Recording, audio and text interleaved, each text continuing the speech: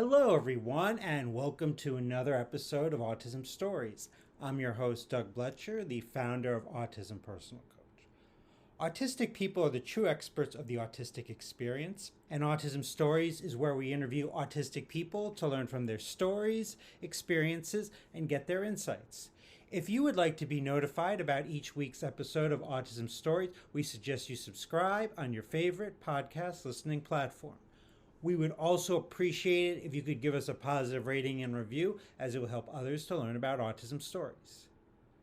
On today's episode, Alysia Williams joins us to discuss working as a speech-language pathologist in a charter school and creating her own spoken word poetry. We hope you enjoy today's conversation. Alysia, thanks so much for joining me here on Autism Stories. My pleasure. Thanks for having me. I wanted to start off our conversation by learning about your story. Where does your story in the autistic community begin? I guess very early in life and very late in life in different ways. My first exposure to ASD, I have two family members who are autistic. And I think oftentimes, when there's autistic kids in the family, other members kind of take on more of like a caretaker role, like look out for them and take care of, which can be awesome, of course. But depending on how, can be also kind of condescending or infantilizing. And I think that's still an issue with the larger disability community on a whole, just sort of the infantilizing of autistic adults. But anyway, what was a little different is my two cousins, they're older than me. So there was never like, I looked up to them. So it wasn't like, look at that student, or he's playing by himself, or they're playing that in a different way, or they're obsessed with that one topic. It was always, oh, he built a computer by himself. That's really cool. Or you know so much about this specific topic. Or I just remember having really deep conversations with my cousin who doesn't do small talk. So I just grew up looking up to the autistic people in my life. Actually, one of my cousins, he's hyperlex, so he was reading as a toddler. And my dad distinctly remembers like being at a graduation, he's just like reading through the encyclopedia. And I would look things up in the encyclopedia, but my cousin would just like absorb information, was always reading. He was actually on Jeopardy one time. But so I was really aware of autistic traits, but without being aware of autism itself. Autism wasn't in my vocabulary. As a kid, it really wasn't until college. I would say my first introduction to autism with the label of autism was in high school. I shadowed an SLP at a medical center in an inclusion school, and I worked with a student with higher support needs who was non-speaking. And that experience just made me fall in love with speech pathology because I always loved language. And my grandmother lived in Aruba, so she knew English and Dutch and Spanish and Papiamento, and I'd been exposed to different languages as a kid. I tried making up my own language as a kid, and I knew a little ASL, but I'd never seen AAC before, like whether that's with iPads or with pictures. So I was just fascinated by this completely new way to communicate, and that really turned me on to speech pathology. And then sort of working as an SLP, I'm in IEP meetings, and I'm hearing parents and professionals say, oh, my child does this. And the consensus being sort of like, oh, isn't that unexpected?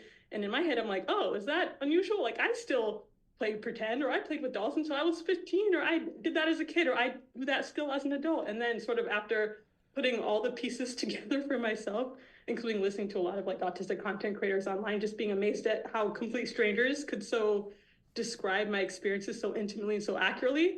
I just looked online for someone to evaluate me, and I ended up getting an ASD assessment. And then lo and behold, I'm autistic, and then suddenly everything made sense. Upon receiving your autism diagnosis, you wrote what I would describe as a really stunning poem. It's titled Beautiful Shattering. It's about expressing how you felt in regards to being autistic. It's more than a poem to me. I think it's something that should be a resource that clinicians share when they give you your paperwork stating, based on their assessment, that you're autistic. So I definitely urge others to go and listen to this poem. But after listening to this poem many times, now I am curious how learning you were autistic has helped you to find the beauty in your life. Thank you so much, first off, for your kind words. Learning I'm autistic has helped me in so many ways. It's really helped me appreciate all my idiosyncrasies and routines and quirks. And sometimes, when you see yourself struggling with something that others find easy, it's like, is something wrong with me? But knowing now, like, oh, I have autism, there's nothing wrong with me. My brain just works differently, and that's okay. But I feel like more than anything, it's helped just everything make sense. like things that didn't used to make sense to me before. Like now, phone rings and I don't recognize the number. I don't pick up. But when I was younger, I loved answering the phone. And it's because I had the same script that I would use every single time. Like, Williams residence, how may I help you? One moment, I'll see if they're available. It was always the same two things I need to say, and it was fun. And then when you're older, things get more complicated just in general. And it also just helped me, it gave me a way to reframe a lot of experiences I had. A few of the times I would actually had gotten in trouble in school were really just like communication breakdowns that I didn't recognize, where sometimes people will express a boundary when the rule's actually much wider than what they expressed, or they'll have directions that are phrased as a question. And it really just gave me a deeper understanding of myself, and also gave me permission to feel proud of moments that I'd previously been embarrassed about. Like when I graduated college, I really wanted to get summa cum laude like my mom, and I didn't. And my GPA actually kind of dropped towards the end. And you know, there's like burnout, and it's like, come on, who messes up so close to finishing? That was like embarrassing for me that I had like a 3.5. But now I'm like proud of myself that I had all these invisible challenges that I wasn't even aware of. Now you were talking about, answering the phone. Now, when someone calls me, if you're not on my contact list, 100% chance I'm not answering. And if Yeah. you are on my contact list, it's probably like a 50% chance. Yes. Because I can leave a voice or text, and then you're able to predict what issue is. Yeah, like I think for me as I've gotten older, I've realized like understanding what the expectation of the conversation is for me Yep. to process that thing is really important in me having a conversation with someone. Dreaded conversation on the phone. I'd rather have zero phone conversations. Same. Yeah, I actually I worked as a customer service rep in college, and people describe that as like how to mask 101. But I didn't mind because everything was 100% scripted. So the prompter would just come up on the screen. They're like, "Oh, hey, we'd like to put you on outbound calling, and this is great promotion." And I quit. So like, I totally relate to that. For me, we were just talking about communicating on the phone, but for me, energy is my number one way to communicate. And I mention that because listening to your poems, and one of them, even beyond beautiful shattering, that I look at these poems as deeply personal, but there always seems to be a vibration of hope in your poems where I think others, talking about these subjects could easily find that vibration, or maybe not find that vibration or energy in those similar experiences. So I'm wondering, do you feel that's accurate in terms of you in regards to that hope? And if so, where do you think that comes from? Think so.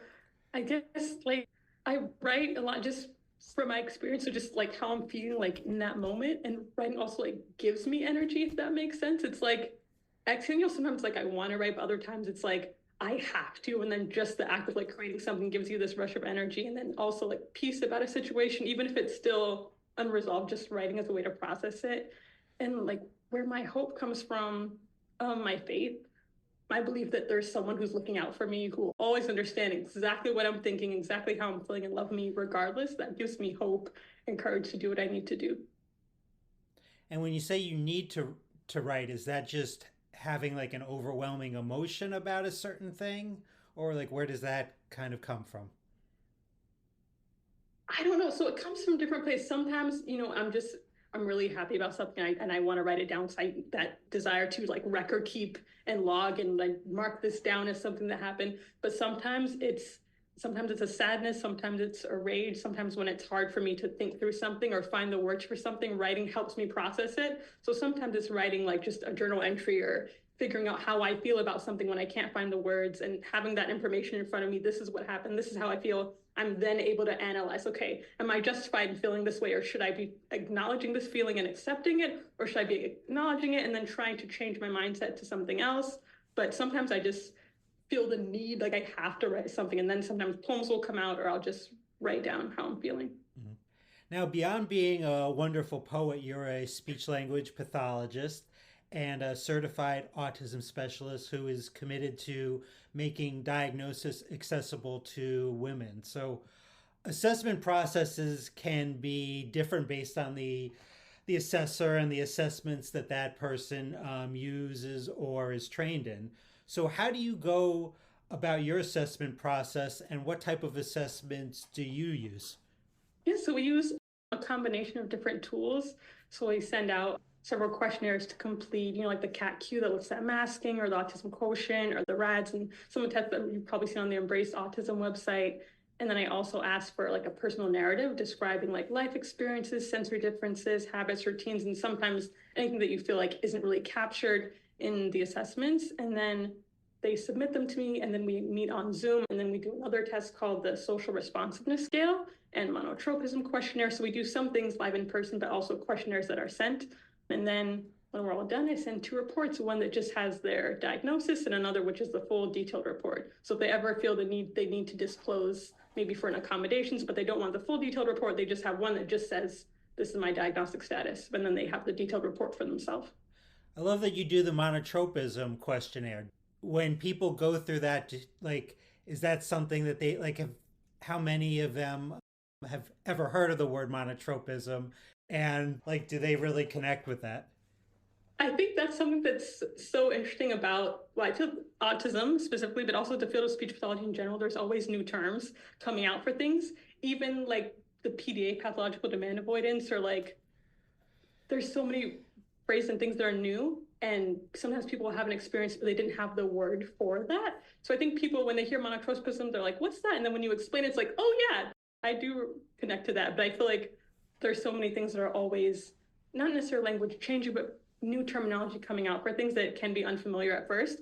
So I feel like it's important to just ask a lot of questions to see what best captures where you are and how you're presenting. And where does someone have to be located in order to be assessed by you? So I do evaluations over Zoom, so they only just need to be in the United States. Great. And from my understanding, you work in a charter school as an SLP. How do you feel your autism helps you to be an SLP where you work or just in general? Yeah, so I think helps me in a couple different ways. One, I think it helps me be a better advocate for my students because I can sort of recognize and think through like the holistic autistic communication breakdowns. So, say like a student's maybe getting in trouble for answering a question, but the question was really a direction like, oh, we're going to read a story. Great. Don't you think you should put those toys away? No, I don't. And they keep playing, and now they're getting in trouble for defiance when really it was just a misunderstanding. So I think in that way it can help me advocate, and then I can put myself in the person's shoes. Another thing, I love organizing.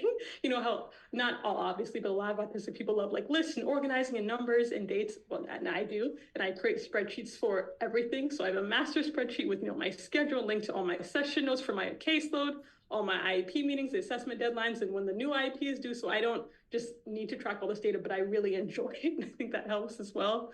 And also with goal writing, I think without a neurodiversity affirming approach, sometimes goals that are IEP goals that are written for autistic students are sometimes more aimed to sort of like reduce behavior. Like I've heard it said verbatim to me, like, oh, at least she's going to help that student become less autistic. And it's like, no, that's not my goal at all. Not at all. We just want to, build skills. And sometimes the goal may be, they'll present with this expected behavior this many times. And it's like, my goal is not for a child to just have expected behaviors. My goal is just not to teach to mask, and our world wouldn't be half as interesting or wonderful if everyone did as expected. But my goal is for a student to, understand their communication, how it's received, and understand also neurotypical communication. So maybe instead of writing, they'll show that this expected behavior in 4 out of 5 times, maybe a student will be able to identify what expected behavior is, or be able to predict the outcome based on these different scenarios. Like if a student whispers a joke to a friend in the hallway and they laughed, yes, that may be, according to like school rules, like inappropriate school behavior, but that's totally age appropriate. So I think, and sometimes we can hold students to like standards that are even higher than typical peers. So letting the kid be a kid. But I think also the way I write my goals, that the autism helps me. And also during assessment, pattern recognition is a common strength for autistic people. And I think a big part of my assessment is language sample analysis. A lot of the standardized tests we use, especially things like vocabulary tests or performances, are highly linked to the experiences that a student has had. So even like the grammar test on Self, which is a really popular test that we use, a lot of the markers that it looks for are optional in non-standardized dialects of English. So on the whole, a lot of the tests tend to put lower income and racial minority groups at a disadvantage because of the biases within the test. So a really big part is this language sample analysis, which is where we take samples of them in conversation or different tasks. And it's really important to understand dialectal differences to avoid misdiagnosis. And then With autism, it's really helpful with pattern recognition. So being able to recognize those grammatical differences, articulation, tone differences, whether it's to identify if it's a speech delay or a language disorder or a dialectal difference or a content gap. So being able to analyze all this information and then identify the patterns is actually a really helpful skill when I'm testing students. Now, at your school, 93% of the students identify as Black or Latinx. I'm wondering about particularly for Black or Latinx neurodivergent students in your school.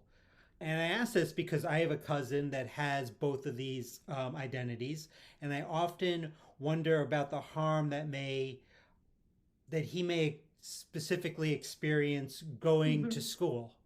What would you say are some ways that teachers can reduce the harm to students that have both of these identities? Yeah. So I think there are three things that I can think of. I think one is representation. For students who are marginalized once and then they're neurodivergent, they're marginalized twice. If they're only images of autism, what autism looks like for white, it can make them feel even more alienated. So even something as simple as when you're having Autism Awareness Month in school, make sure you're not only highlighting, like Albert Einstein, but, people like Stephen Wiltshire or Armani Williams or Questlove, just show people who look like your student body so they don't sort of attribute those strengths to whiteness, which can affect their self-esteem.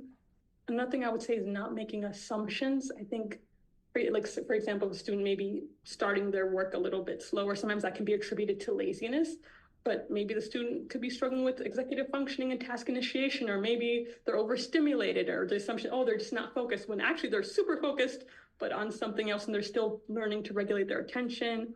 Or, if they left an answer blank, it's like, they don't care. But when in reality, they care so much, they don't want to make a mistake, and they'd rather, leave it blank than get it wrong. So creating an environment where mistakes are okay, especially for Black and brown kids. I think oftentimes if a student doesn't immediately follow direction, the assumption is they're being defiant, as opposed to it could potentially be a misunderstanding. It's like when neurotypicals express rules, oftentimes the boundaries are like wider than what's expressed, or they give directions as a question. So if this teacher says, why am I hearing laughing in the hallway? What she means is be quiet. But an autistic kid might answer, we're laughing because Leslie told a joke and it was really funny. And now you're in timeout. Because in that one interaction, you managed to upset both your teachers and your classmates, because from your teacher's perspective, they told you to be quiet and you're talking back. But from your perspective, a question was asked, you answered the question, you shared a positive thing about your friend, but your classmates like, you told on someone for no reason when all you had to do was be quiet. So just those little things can have a really big impact. And then also recognizing that not all the students in your class are diagnosed. There's so many different barriers to like evaluation and diagnosis. There's fear, there's stigma, there's financial barriers, there's a knowledge gap as well, where people may not even recognize ASD because we've been told it only looks one way. So there might be students in class where one has a label and one doesn't, and students are treated differently. And I didn't realize how young they can recognize that. I'll never forget, a little boy said to me, a little Black student I was working with, he said, when I'm gonna make up a name, let's call him Mike. He said, when Mike is too wiggly or he calls out, he gets to go sit in the comfy chair and plays with toys. But when I get too wiggly or I call out, I get in trouble and I don't go to recess. And it's like, well, if your parents submitted documentation of your diagnosis, or maybe you don't have a diagnosis, but maybe you could also benefit from sensory break. So acknowledging what accommodations work, sometimes it helps one student, but there's so many things that we do that can help all our students. Yeah. Like even if a student's like, they really struggle with transitions, or they need to know like what's coming up next and they need a visual schedule, having a visual schedule for the whole class, that helps everyone, or checklists to stay organized. So there are lots of things that teachers are probably already doing that can really help all their students, but those are probably a couple of things I would think of. Mm-hmm. And how can our listeners learn about you and your poetry beyond this interview? So I have a poetry page where I upload poems called Black Ink on YouTube, but ink is spelled with a Y. And then I also have a TikTok where I talk about AAVE and linguistics, which is one of my special interests, and just autism in life. Well, Alysia, it was great to get to know you a little bit. Thanks so much for making time to talk with me here on Autism Stories. My pleasure. Thank you. We always love hearing from you, and would especially love to hear from you relating to this episode on what BIPOC autistics are role models to you. We, of course, want to thank Alysia for this conversation. Here at Autism Personal Coach, our clients are the experts, our coaches are the guides. The majority of supports for autistics are not helpful. They try to fix us, not support us. That's why many are confused when we say our clients are the experts, experts of their lived experience. Our clients are the experts for what has worked for them and about the things they need and want in their lives. Our coaches first listen to our clients and then ask thoughtful questions, offer resources, and strategize with our clients so they can get what they need to thrive. Would you want a guide in your life to coach you to get you the things you desire? If so, then visit autismpersonalcoach.com for more information. I hope you enjoyed this episode of Autism Stories, and if you did, if you could tell a friend, foe, or anyone you know about it so they could have the same enjoyable and educational experience as you when listening to Autism Stories, it would be very much appreciated. Till next time, I'm Doug Bletcher of Autism Personal Coach. Talk to you then.